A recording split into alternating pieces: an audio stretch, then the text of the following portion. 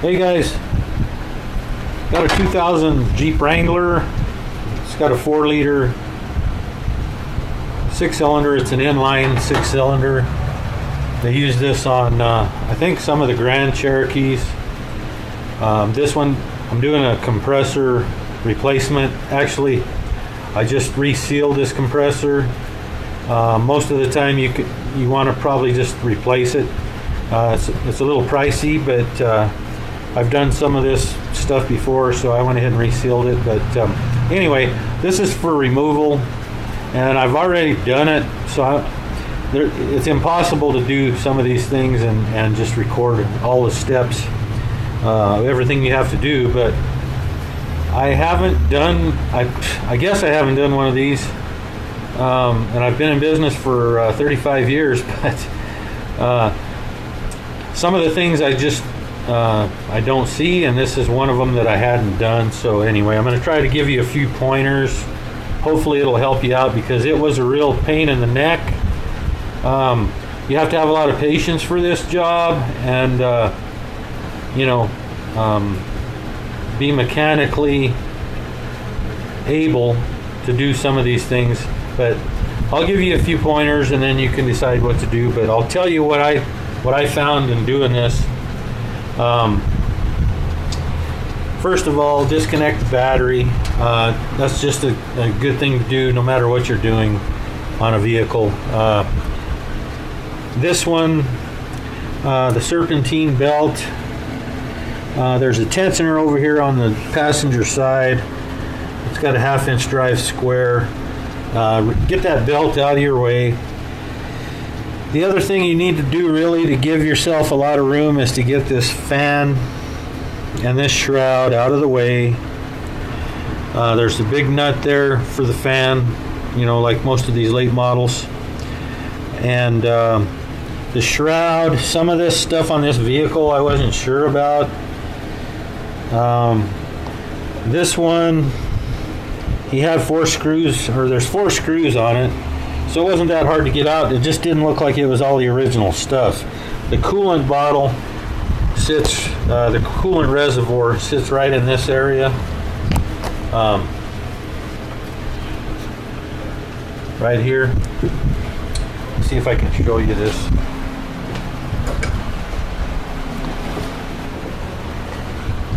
So probably the first thing you want to do is get this bottle out of your way. Just stick a flat bladed screwdriver down in between this plastic, about halfway down, and push. There's a round knob that sticks in this hole. You just kind of pry that away, and this lifts right out of the way. Then it kind of gives you a little room to get this fan and the shroud out of here. Then the next step will be removing this power steering pump and getting it out of the way. There's 3 holes here, and you can access these bolts in the power steering pump, and it moves pretty easy once you get those bolts out. And you can just lay it kind of up here or way up here. These lines move quite a bit, just to kind of get it out of your way. That opens it up down below, which you can't really see very well right now because I have it all back together. But like I said, I kind of decided to do this because I thought you might be able to see kind of how it's done, and maybe a few of these things will help you out. But now this lower hose, I did it without removing this lower radiator hose, but I used a bungee cord on it, and I just pulled it forward kind of out of the way. But it might be easier if you drain it and get it clear out of the way. Like I said, I didn't do it, but it would probably make things easier. The other thing is this windshield washer reservoir.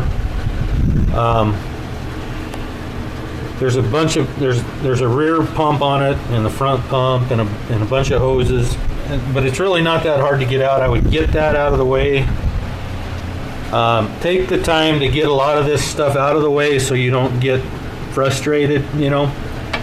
I have a lot of patience, but I know a lot of times you need all the help you can get, so some of these things you just need to get out of your way. Once you get that done and you get the power steering pump moved, the two lines will be right on top back here on the compressor, and you'll need to recover the refrigerant. Take it to a shop if you don't have a machine. I have one.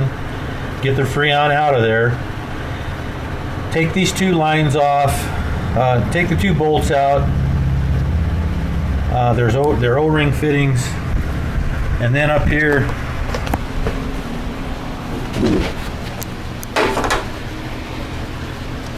there's one screw right about in this area. Take this out, and that allows those lines to kind of lift up and really just basically move them wherever you want out of your way. Then the lines are down there, and I'm going to see if I can get a shot of that. There's one bolt, and you can see it right there. That's one of the rear bolt that goes straight down. I used a wobbly socket with a 3/8 extension, long extension. You might have to put 2 or 3 of them together, and it kind of weasels right down in there. Problem is, there's not a lot of room back in there. I don't know why they designed this thing this way, but I could barely get my hands in there. I couldn't get my hands very easily in there at all, even with the power steering pump and stuff out of the way. But anyway, you can get that one loose or out of there. Then there's one in the front, and it's going to be hard to see.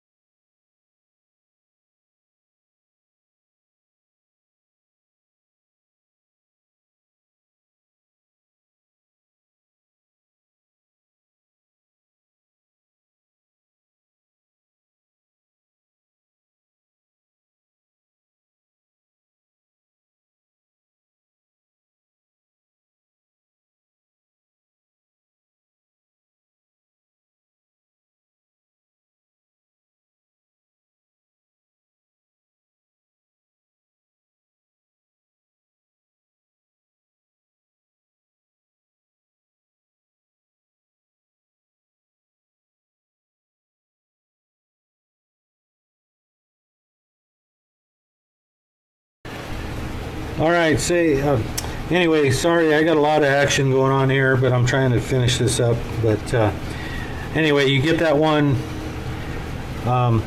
through the side there with that ratchet wrench. Then you get underneath.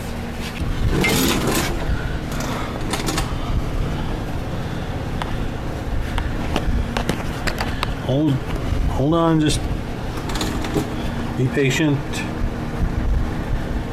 All right, there's a bolt right there.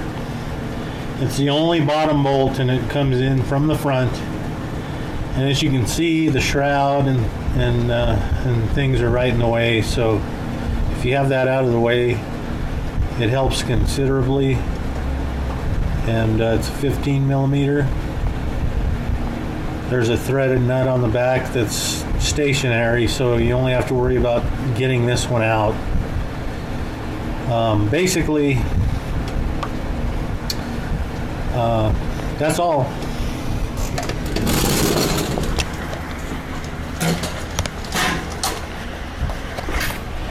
I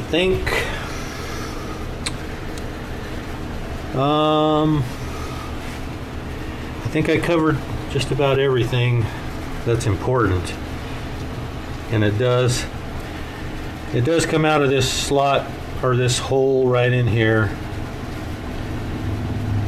I took mine pulley down, took it out pulley down, kind of standing up, so you kind of jockey it around, stand it up with the pulley down, and then rotate it a little bit, and it comes right out of there. So anyway, I hope that helps you out.